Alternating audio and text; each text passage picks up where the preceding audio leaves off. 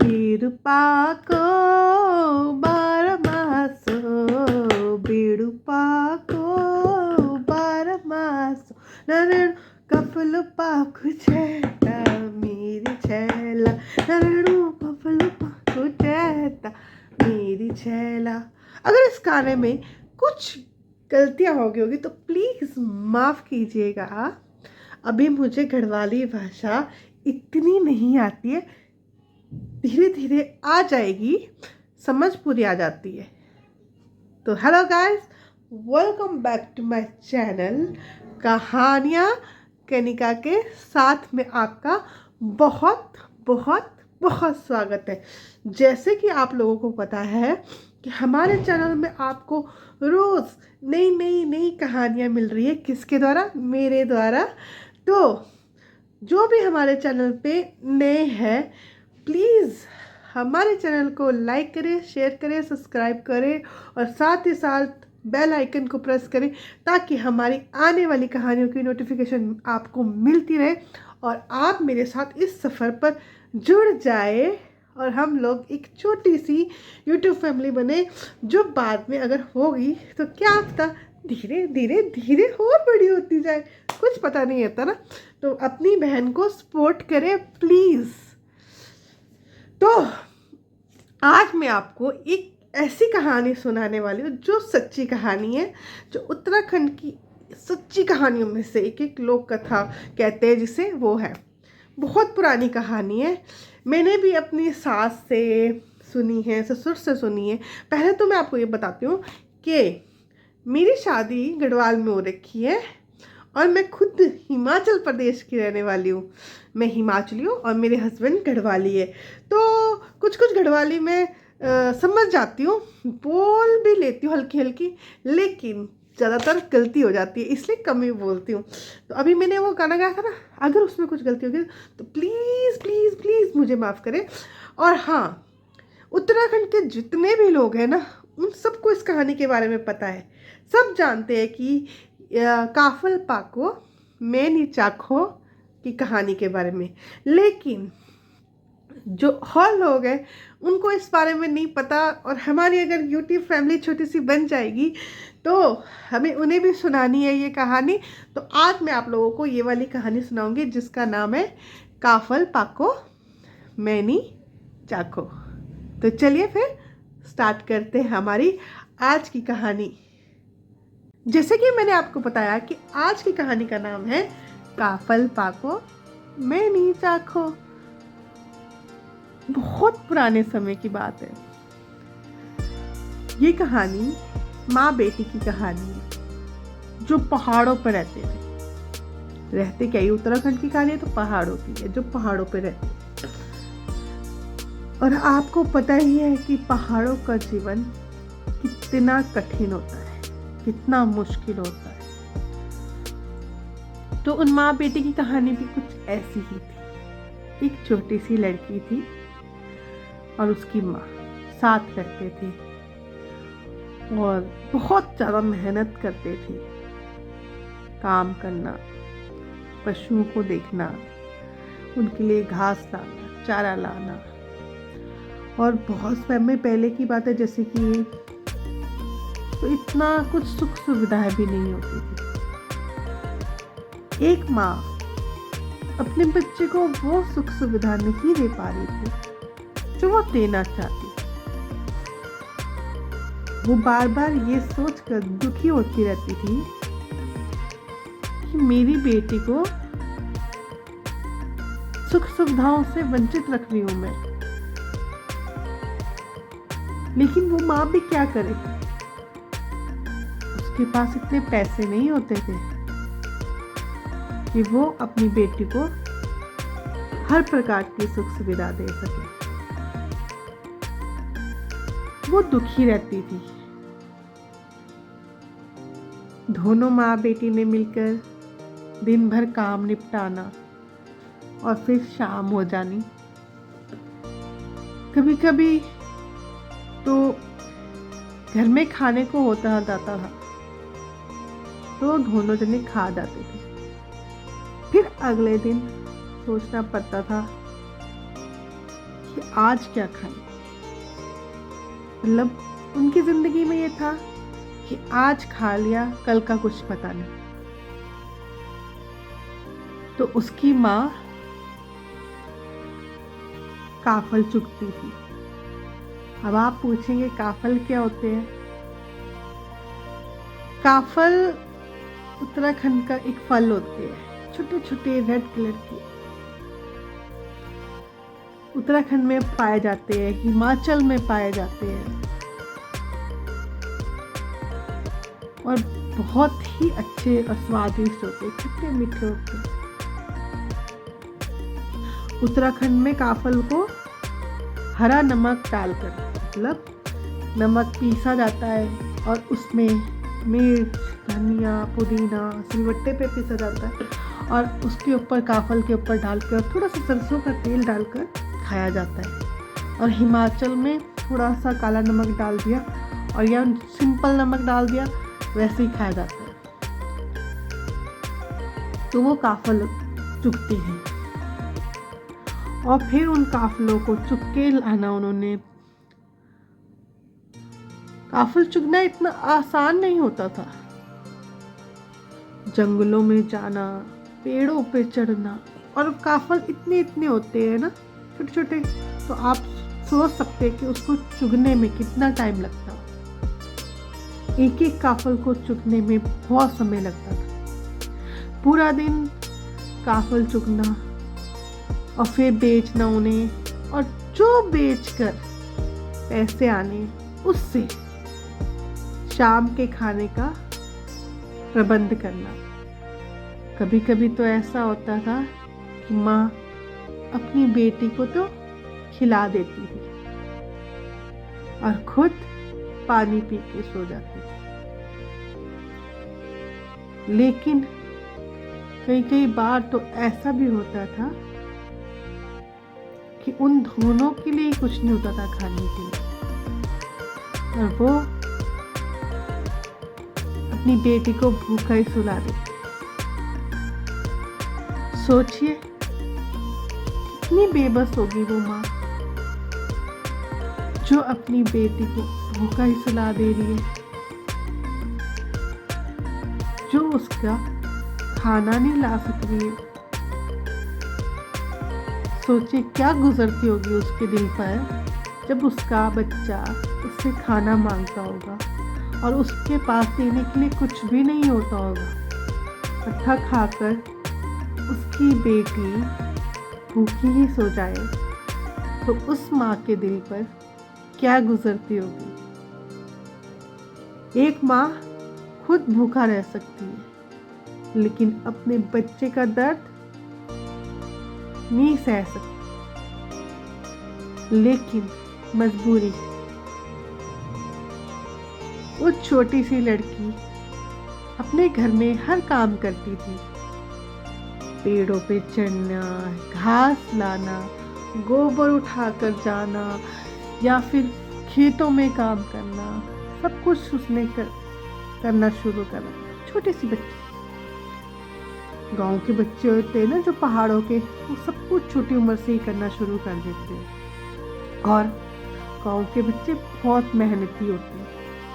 मैं नहीं कह रही कि शहर के बच्चे नहीं होते, लेकिन शहर के बच्चों से ज़्यादा गांव के बच्चे बहुत ज़्यादा मेहनती होते हैं। उन्होंने कड़ी धूप में, मिट्टी में अपने शरीर को इस तरीके से कड़ा बना देते हैं वो लोग कि वो जिंदगी में हर चीज के थपेड़े खा खा कर बड़े होते हैं, हर कष्ट सहकर बड़े होते हैं। मजबूरी और हालात उनको बेबस कर देते हैं। तो उसके साथ भी यही था। एक दिन क्या होता है कि उसकी माँ और वो जंगल जाते हैं सुबह और जंगल से काफल चुगते। आज तो उन्होंने जल्दी काफल चुग लिए थे और फटाफट काफल चुग कर टोकरी भरकर वो घर आ जाते हैं।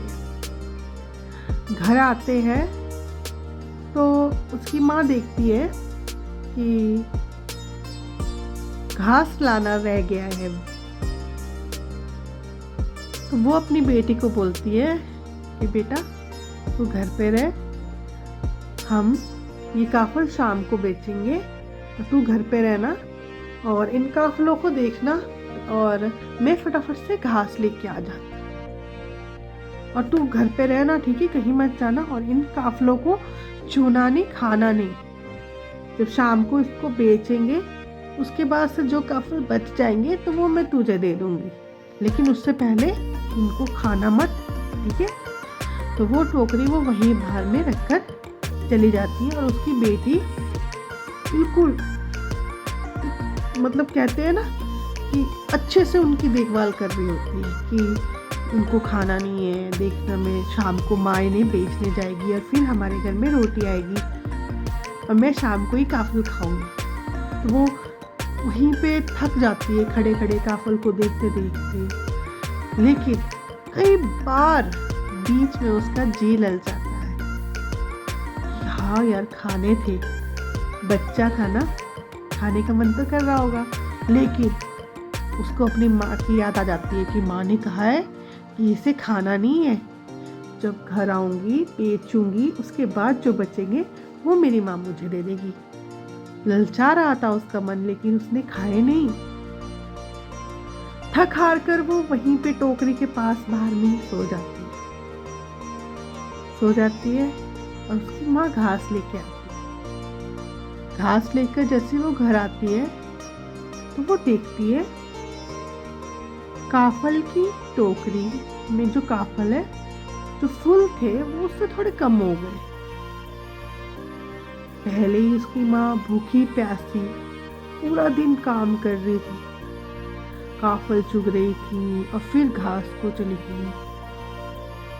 इससे उसके अंदर का गुस्सा भी बढ़ गया। उसने देखा कि काफल की टोकरी कम कैसे हो गई। साथ में उसने देखा कि उसकी बेटी काफल की टोकरी के पास ही सो रखी है। उससे गुस्सा चढ़ा और वो चिल्लाई, अपनी बेटी को बोली, तुमने काफल खाए? तुमको मैंने मना किया था ना कि काफल नहीं खाना है, इसको हम पहले बेचेंगे, उसके बाद जो बचेंगे मैं तुम्हें दे देती ना, तुमने क्यों खाए? वो अपनी माँ को कहती है कि माँ मैंने काफल नहीं खाए। तो उसकी माँ बोलती है, अगर तुमने ये काफल नहीं खाए तो ये टोकरी कम कैसे हो गई, काफल कहाँ गए? वो कहती है, माँ मैंने नहीं खाए। उसने देखा कि उसकी बेटी मना कर रही है बार बार और काफल भी कम है। इससे उसका गुस्सा और बढ़ गया और वो अपनी बेटी को मारने लगी। उसकी बेटी उसे बार बार कहने लगी कि माँ मैंने काफल नहीं खाए। उसका गुस्सा बढ़ता गया और उसने अपनी बेटी को मार मार के एक तरह से अधमरा कर दिया। उसकी बेटी रोती रही, चिल्लाती रही, लेकिन उसने अपनी बेटी की नहीं सुनी। गुस्सा, सिर्फ गुस्सा। उसने अपनी बेटी को अधमरा कर दिया। फिर उसने एक ऐसा मारा कि उसकी बेटी गिरी और उसका सर किसी चीज़ से टकराया और उसकी लड़की वहीं पे मर गई। जब उसकी माँ ने देखा कि उसके सर से खून आ रहा है तो उसने फटाफट अपनी बेटी को उठाया, उठ बेटा उठ उठ। लेकिन अब बहुत ज़्यादा देर हो चुकी थी। उसने अपनी बेटी को इतना मारा कि वो अधमरी हो गई और फिर वो मर गई। ये सोच सोच कर वो पागल हो ही जा रही थी कि मैंने ये क्या कर दिया। एक माँ ने गुस्से में आकर सिर्फ अपने बच्चे को मार दिया, ये उससे क्या हो गया? ये सोच सोच कर वो पागल होती जा रही थी। और यही सोच सोच कर शाम हो गई। वो बैठी रही अपनी बेटी के साथ, बार बार उसे उठाती रही, पुचकारती रही, लेकिन अब नहीं उठ सकता था, कुछ नहीं। शाम हुई तो उसने वो काफल की टोकरी देखी। उस काफल की टोकरी में वापस से काफल फूल गए थे, मतलब जो टोकरी थोड़ी कम हो गई थी वो फूल चुके वापस। फिर उसे ये चीज़ समझ आई, जो काफल की टोकरी रखी थी वो धूप से, गर्मी से काफल थोड़े बैठ गए थे, और शाम होने पर, ठंडा होने पर वो काफल फिर से ताज़ा हो गए और थोड़ा फूल गए बाहर को, मतलब समझ लो ताज़ा होके फैल गए। फिर उसे अपनी गलती का अंदाज़ा होता है और वो वहीं पे ही अपनी जान भी दे देती है, वो भी मर जाती है। दोनों माँ बेटी मर जाती हैं। सिर्फ क्रोध, गुस्सा, 1 मिनट का गुस्सा इंसान से क्या करवा देता है। उस माँ को उस गुस्से में ये भी समझ नहीं आया कि वो मेरी बेटी है, जिसे मैं मार रही हूँ, जिसके लिए मैं सब कुछ कर रही हूँ, जिसके खाने के लिए मैं रोटी ला रही हूँ, वो मेरी ही बेटी है। वो गुस्सा किस चीज़ का था? यही इसी चीज़ का था ना, कि मैंने काफल बेचने थे और फिर रोटी लेके आ रही थी अपनी बेटी के लिए। खाना किसने था? उस बेटी ने ही तो खाना था ना। लेकिन 2 पल का गुस्सा उस छोटी सी बेटी की जान भी ले गया और उसकी जान भी ले गया। गुस्सा, 2 पल का गुस्सा सब कुछ खत्म कर देता है। बड़े से बड़े परिवार, बड़े से बड़ा चीज को खत्म कर देता है। फिर कहते हैं कि मरने के बाद वो दोनों माँ बेटी चिड़िया बन गई और हमेशा वो पेड़ पे बैठ के बातें करती है आपस में और गाना गाती हैं, काफल पाको मैं नी चाखो। मतलब काफल पके हैं पर मैंने नहीं चखे हैं। तो ये एक सच्ची कहानी है। जिसको पसंद आई हो प्लीज़ मेरे चैनल को लाइक करें, शेयर करें, सब्सक्राइब करें। प्लीज़ अपनी बहन को सपोर्ट करें। Thank you so much.